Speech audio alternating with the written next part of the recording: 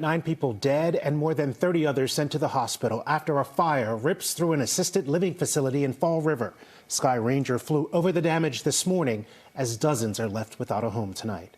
7 of those 9 victims have been identified. You can see their names here.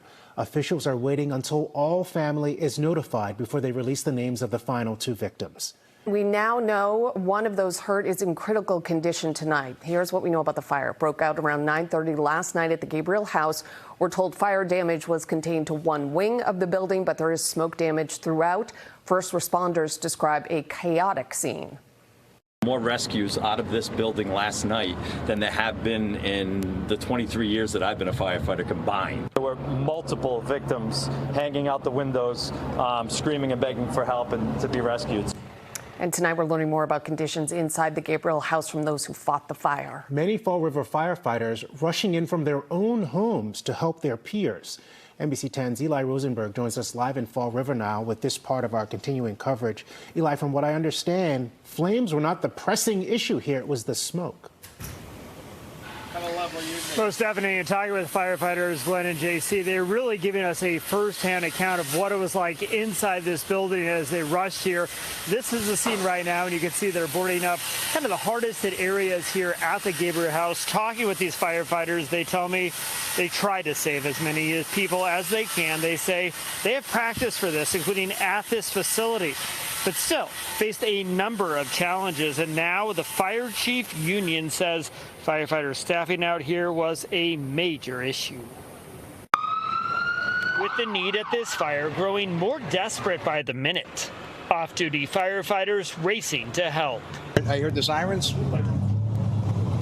flipped on the scan and said, oh boy. Michael O'Regan was home. The Fall River firefighter racing into the smoke-filled Gabriel House with no oxygen mask, air tank, or protective gear. His brother, also a Fall River firefighter, already was inside. First room empty, second door I kicked in, body, next room empty, next room body. I just kept yelling. Firefighters say they have practiced for a fire at this assisted living center, but immediately ran into challenges. Many of the patients could not leave on their own. Rescues were labor-intensive and time-consuming. Lives would have been saved if the Fall River Fire Department was adequately staffed.